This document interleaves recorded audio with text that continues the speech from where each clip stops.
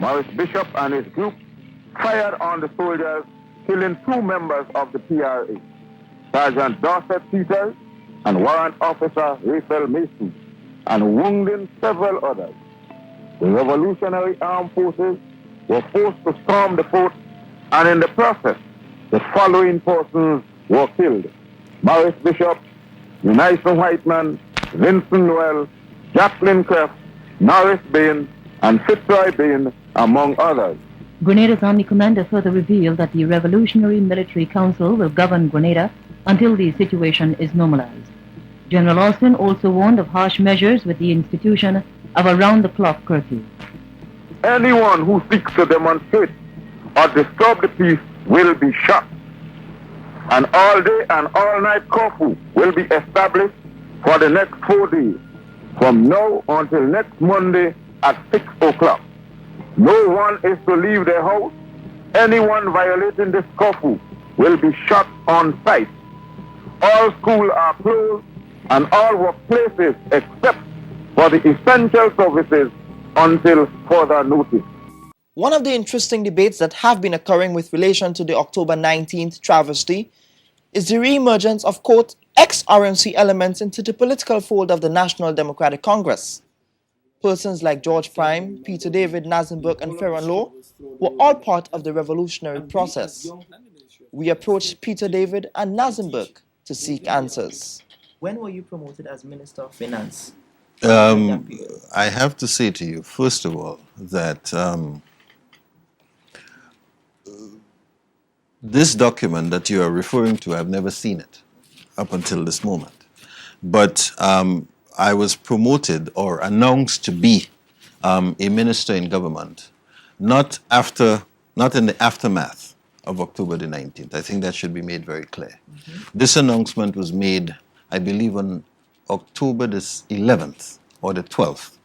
And it was an announcement that was made at a time when, on the same day that Bernard Cord announced that he was resigning as a member of government. He had resigned from the Central Committee before that, and we of the party who were not members of the Central Committee, in fact, were not aware of this, although we learned subsequently he had resigned from the Central Committee and the Politburo of the party even 1 year before the September and October events of 1983.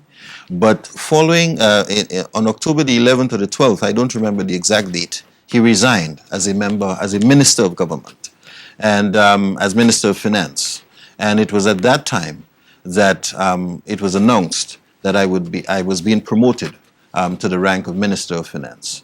Now, that resignation, as I understood it by Bernard, was initiated by what then broke out as a rumor suggesting that Bernard Cord and Phyllis Cord had plans or arrangements or an intention to eliminate Maurice Bishop. And on the basis of that rumor, as it then broke, I don't know the source of the rumor, but as it then broke, Bernard resigned, and I received notification from Johnny Ventu at the time, that the Central Committee had taken the decision to promote me to the rank of Minister of Government. As in all of the other activities, on October the 19th, I was at the radio station in the morning. I left the radio station at about 10 or 11 that morning. I was out of the station early in the morning, and I saw the activities around town. I was driving through town, and then I went back to the radio station. And while we were at the radio station, we understood that some people were going to storm the radio station, so we decided to evacuate the radio station and leave it. And we left the radio station that morning. And I was up at Butler House for some time. That was the Prime Minister's office. It was also the Ministry of Information. And I also had an office, because at that time I had also become the Deputy Secretary for Information. And I had an office at Butler House, and we spent the morning at Butler House. I was not at Fort Rupert at all that morning. And as for knowledge as to what took place on October 19th, I have as much knowledge of most people in terms of the actual events of October 19th. There was never any animosity from our side, and certainly from my side, as far as Maurice was concerned. We were just as ignorant as the population was, those of us who were not members of the Central Committee, of what was happening. So I think, I'll tell you the truth, in my assessment, it is a deliberate and deceitful attempt by those who think that they will be able to secure political power by creating this scaremongering to suggest that somehow Peter David or Nazim Burke is responsible for the death of Maurice Bishop, or responsible for the disposal of his body, or responsible for the crisis, or in some way had some kind of criminal responsibility surrounding what happened. I am neither morally nor criminally responsible for what happened. And I walk around Grenada with a free and clear conscience at all stages. I can say without any qualification, I've never shot off a gun in my life. I've never killed a chicken in my life. And if anyone can bring evidence to say that I've killed a chicken, bring that evidence. The fact is, October 19th, while we understand the gravity of the tragedy, remains as one of the most significant days in our national history. Unfortunately, every post-revolutionary government has failed to recognize October 19th and March 13th as two important days, and instead has declared October 25th as a national holiday, a day which was primarily focused on rescuing the students of the St. George's University, who were believed to be under siege by the then Revolutionary Military Council. I posed this question to Senator Yolande Bain, now that she is part of government. Would you be lobbying your government to observe October 19th as a public holiday, knowing that you are one of the affected families? Well, I always thought of that, and my family have thought of it on many occasions. But I want to say that I will do my best in my best power to see how we can have October 19th as a holiday. I think it's significant. It's needed to be a holiday. We celebrate the 25th of October, and I believe that we should look towards celebrating the 19th of October as a holiday when our loved ones, has passed away.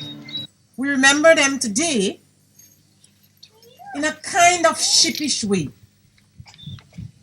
I am always perplexed by the fact that October 25th is a public holiday in Grenada and October 19th is hardly mentioned. I am perplexed.